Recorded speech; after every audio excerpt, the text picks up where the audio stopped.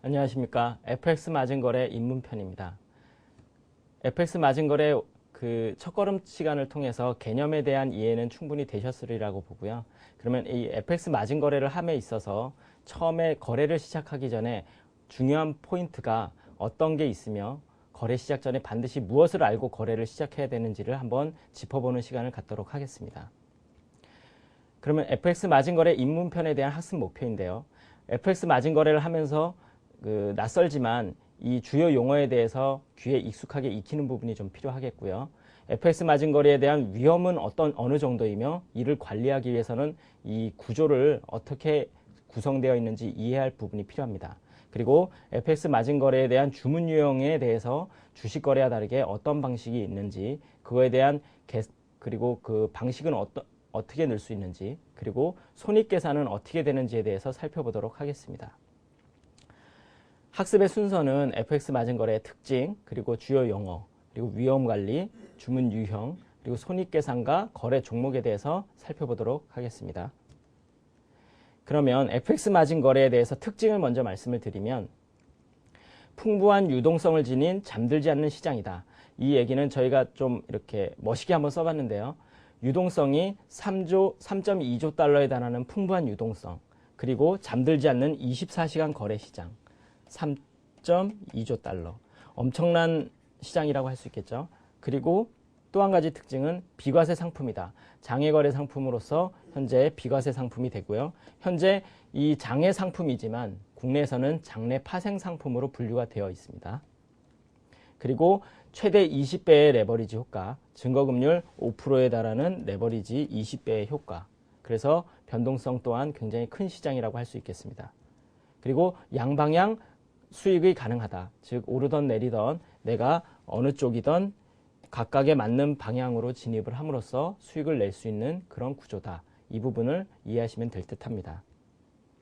그러면 먼저 최대 20배의 레버리지 효과란 무엇인지 구체적으로 한번 살펴보도록 하겠습니다. 그러면 FX 마진거래의 특징 중에 레버리지에 대해서 먼저 살펴보도록 하겠습니다. 레버리지는 말 그대로 지렛대 효과를 얘기를 하는데요.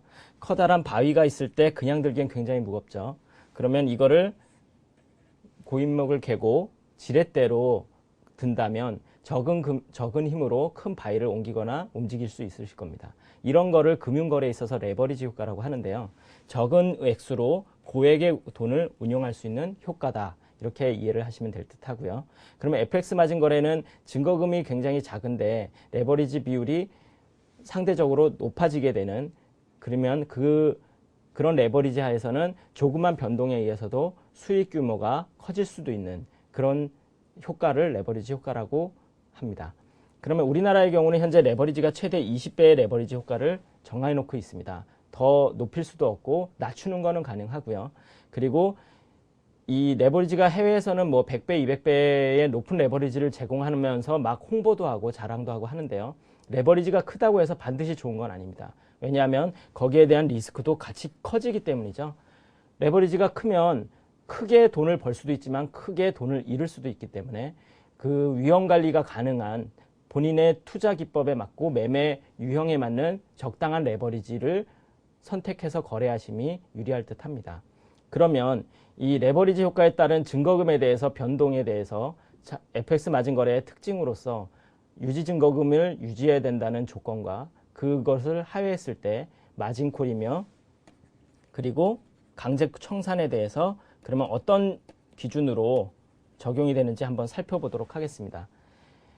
일단 거래단위 10만 불에 대해서 10만 거래단위에 대해서 한 계약에 대해서 그 5%의 유지 증거금, 즉 5천 불을 유지를 해야 되는 가지고 있어야 거래를 하실 수 있는데요. 그 위탁 증거금의 60% 수준인 3천 불이 바로 유지 증거금 기준 조건이 되겠습니다. 만약에 시장의 가격이 떨어지거나 오르거나 해서 진입한 방향과 반대로 갈 때 그 손실은 커지게 되는데요. 그럴 경우 그 증거금, 그러니까 고객의 예탁 자산이 되겠죠. 평가 자산이 점점 줄어드는 효과가 발생을 하죠. 물론 손실이 나고 있는 상황입니다. 그러면 이 부분은 점점 시장이 어느 한쪽으로 쏠림이 싱해서 완전히 손실이 어마어마하게 커질 경우 원금 초과 손실이 발생할 수도 있는 부분이기 때문에 시스템적으로 이 부분은 60%의 유지 증거금을 자금을 하회할 경우 자동적으로 강제 청산이 이루어지게 됩니다. 그렇게 함으로써 고객에 대한 예탁 자산을 보호하고 캐시콜을 방지하는 그런 효과가 되겠습니다. 그럼 다음 특징으로서 양방향 수익 구조에 대해서 한번 알아보도록 하겠습니다. 양방향 수익 구조는 현재 주식 같은 경우는 위로 올라가야만 수익을 낼 수 있는 구조인데요. 이 FX 마진 같은 경우는 선물 옵션, 선물 거래와 똑같이 시장 가격이 하락을 하더라도 그 수익을 낼 수 있는 양쪽 방향으로 거래가 가능한 그런 금융 상품이 되겠습니다. 그래서 만약에 차트를 보시면 주식 같은 경우는 이렇게 떨어졌을 경우 손실밖에는 못 보지만 FX 마진 같은 경우 여기서 매도 포지션을 진입을 하면 쭉 떨어져서 바로 밑에서 반대 포지션인 매수로 청산을 하게 된다면 고객은 이 부분이 손실이 아닌 이익을 실현을 할 수 있는 구간이 되겠습니다. 그래서 오르던 내리던 시장 가격이 어느 쪽으로 움직이던 자신이 진입한 방향과 수익이 나는 방향으로 움직인다면 충분히 수익을 낼 수 있는 양방향 거래다. 그렇게 이해를 하시면 될 듯 하고요. 그리고 주요 용어에 대해서 또 살펴보자면 선물 옵션의 경우는 틱이라고 하는데 그 FX 마진 거래는 PB라는 용어를 씁니다. 물론 생소하겠지만 이 부분은 틱이라고 같은 개념이라고 보시면 되고요. 단지 용어의 차이일 뿐입니다. 그러면 현재 그러면 통화 조합이 어떤 통화냐에 따라서 그 PB의 단위도 소수점 자리가 바뀌게 되는데요. 유로 달러의 경우 소점 넷째 자리까지를 PB라고 합니다. 물론 호가에서는 다섯 자리까지 표현을 하게 되죠. 5자리까지. 그러면 소수점 얼마에 5. 물론 여기가 바로 PB의 단위가 될 거고요. 이 부분은 바로 0.1PB 되겠죠. 물론 달러 엔화 상품에 대해서는 소수점 둘째 자리가 1PB 되고요. 셋째 자리 부분은 바로 0.1PB 되는 겁니다. 그래서 이 부분은 그 선물 거래의 틱과 같은 개념이라고 보시면 되고요. 이 단위로서 그 거래가 기본적으로 이루어지고 손익 산출이 이루어진다고 이해하시면 되겠습니다. 그러면 낫이라는 개념은 무엇이냐? 이거는 선물 옵션의 한 계약, 두 계약 하는 그 계약이라는 용어를 쓰는데요. FX에서는 낫이라는 개념을 씁니다. 그래서 한 낫, 두 낫 이런 식으로 얘기를 하고요. 이 기준 금액은 마찬가지로 거래 단위 10만 거래 단위를 얘기를 합니다. 그리고 슬리피지라는 부분이 있는데요. 이 슬리피지는 무슨 얘기냐? 그 FX 마진 거래 같은 경우는 장외 호가 시스템을 이용하기 때문에 상대 거래의 성격을 갖고 있습니다. 그 얘기는 뭐냐? 투자자의 상대 거래자는 바로 은행이 되겠죠.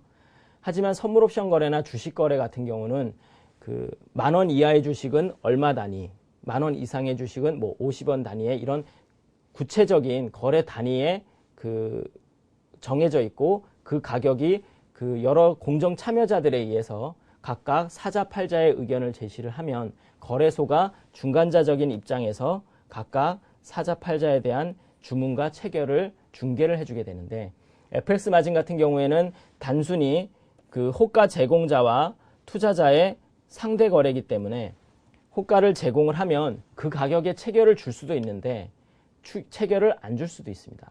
물론 지정가 같은 경우는 가능하면 제시한 가격에 바로 사자 또는 팔자에 대해서 바로 체결을 주지만 시장가 같은 경우는 특히 이 슬리피지의 영향을 가장 많이 받게 됩니다. 현재 시장 가격이 급등을 이렇게 하고 있는 경우 이런 경우에 내가 시장가 주문을 냈다. 하지만 주문을 전송하는 과정에서 이미 시장 가격은 많이 움직여 있겠죠. 시장가 주문 특징이 시장에 형성된 가격이기 때문에 바로 이 가격에서 체결을 주는 게 아니라 밀린 가격으로 체결이 올 수도 있다는 부분입니다. 이 부분의 바로 거래차가 바로 슬리피지가 되겠습니다. 그래서 이런 FX 시장 자체가 변동성이 워낙 크기 때문에 이런 슬리피지 현상이 자주 발생을 하는데 이 부분 또한 시장의 특징으로서 거래가 잘못되거나 이런 부분은 아니니까 이런 시장의 특징이지만 시장의 리스크라고 할 수 있겠죠. 시장의 위험입니다. 이런 마켓 리스크를 인식하시고 거래를 하시면 될 듯합니다. 그럼 FX 마진 거래는 거래 비용이 어떻게 되느냐? 선물 옵션 거래, 주식 거래, 정확한 정해진 수수료가 있죠. 뭐 주식은 0.015%의 뭐 정률 수수료라든지 뭐 선물 옵션 거래는 몇 프로 이런 정해진 수수료가 있는데 현재 FX 마진 같은 경우는 그 수수료가 스프레드 수수료와 크게 커미션 수수료로 나눠집니다. 그 정액 수수료 또는 이런 커미션 시장의 수수료와 스프레드 수수료 이렇게 두 가지로 분리를 할 수 있겠는데요. 현재 국내 시장 같은 경우는 이런 정액 수수료는 받지 않고 있고요. 스프레드 수수료, 즉 매수호가와 매도호가의 차이에 그 스프레드라고 하는데 그 스프레드 안에 수수료 부분에 거래 비용이 포함이 되어 있다는 부분입니다. 왜냐하면 이 부분이 어떻게 이해를 하시게 되냐면 간단한 예로 들면 은행에 가서 환전을 하실 때 그 은행 뒷부분에 보면 벽에 걸렸을 때 뭐 현찰을 살 때, 팔 때 가격이 틀리죠. 외환 시장에 솔직히 거래되는 거래 비율에 대한 기준 가격은 항상 한 가지밖에 없습니다. 하지만 은행은 그 통화 거래를 교환을 중개를 해줌으로써 거기에 대한 수익을 거래 수수료를 받고 있는데요.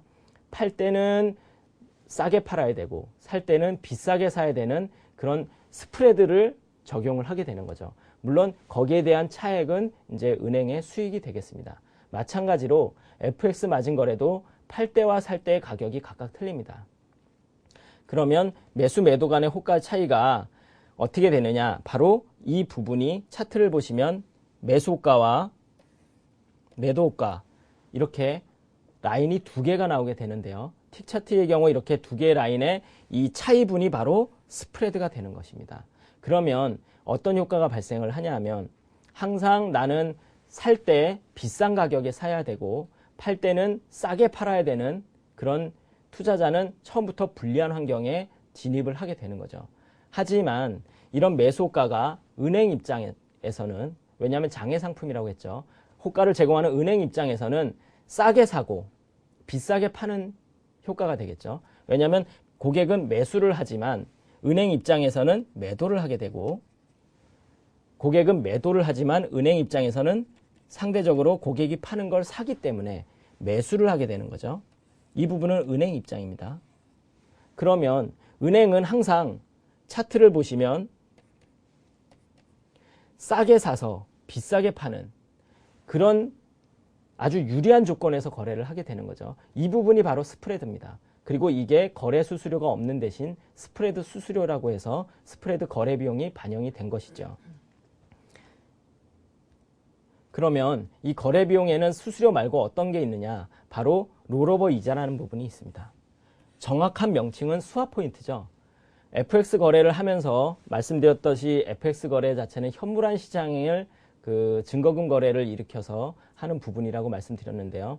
이 FX 거래 자체는 그 결제에 있어서 서로 통화를 교환하는 방식이기 때문에 현물환 결제 방식에 영향을 많이 받습니다. 현물환 결제 방식은 실물 인수도인데요. 결제일 당일에 보통 현물환 시장은 결제일이 T 플러스 2일 결제가 됩니다. 그러면 이 T 플러스 2일 날 내가 달러를 사고 유로를 팔았다고 할 경우 서로 교환을 해야 되는데 이런 교환이 이루어져야 될 부분에 수학 거래가 또 발생을 합니다. T 플러스 2일 결제이지만 이 T일과 T 플러스 1일에 각각 그 하루 영업일을 넘기게 되죠.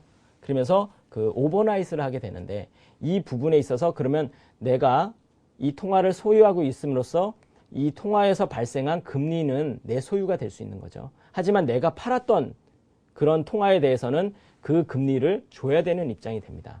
이런 식으로 수합 거래에 있어서 각국의 통화별의 금리 차, 그러니까 뭐 뉴질랜드 달러 같은 경우는 고금리, 그리고 일본의 엔화 같은 경우는 저금리, 거의 제로금리라고 하죠. 이런 금리 차가 발생했을 경우 뉴질랜드 달러를 산 사람은 뉴질랜드 달러에 그 적용된